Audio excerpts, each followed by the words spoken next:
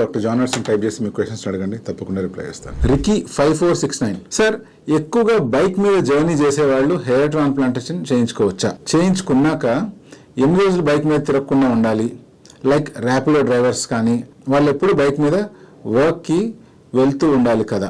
రెగ్యులర్గా బైక్ మీద తిరిగే వాళ్ళు హెయిర్ ట్రాన్స్ప్లాంటేషన్ చేయించుకోవచ్చా అంటే ఎస్, చేయించుకోవచ్చు. ర్యాపిడో కావచ్చు, స్విగ్గీ కావచ్చు, జొమాటో కావచ్చు, ఇలా బైక్ మీద రోజంతా తిరగవలసిన అవసరం ఉండే జాబ్స్ ఉన్న వాళ్ళు కూడా హెయిర్ ట్రాన్స్ప్లాంటేషన్ చేయించుకోవచ్చు. బట్ ఇక్కడ జాగ్రత్త పడాల్సిన విషయం ఏంటి అంటే, సర్జరీ జరిగిన ఇమీడియట్లీ 4 to 5 days మనం హెల్మెట్ వేసుకోవడం కానీ ఇలాంటివి ఏమీ చేయకుండా, ఒకవేళ హెల్మెట్ వాడినా కూడా రెగ్యులర్ హెల్మెట్ కాకుండా వర్క్మెన్ హెల్మెట్ లేదా ఇంజనీర్స్ వాడే హెల్మెట్ ఉంటుంది కదండి, అటువంటి హెల్మెట్స్ వాడుకొని బైక్ డ్రైవ్ అది చేయొచ్చు.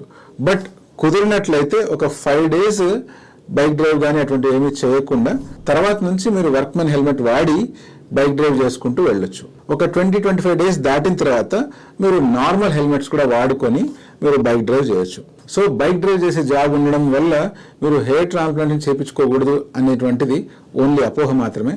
ప్రశాంతంగా ట్రాన్స్ప్లాంట్ చేయించుకొని మీ జుట్టును మీరు మళ్ళీ పొందుకోవచ్చు.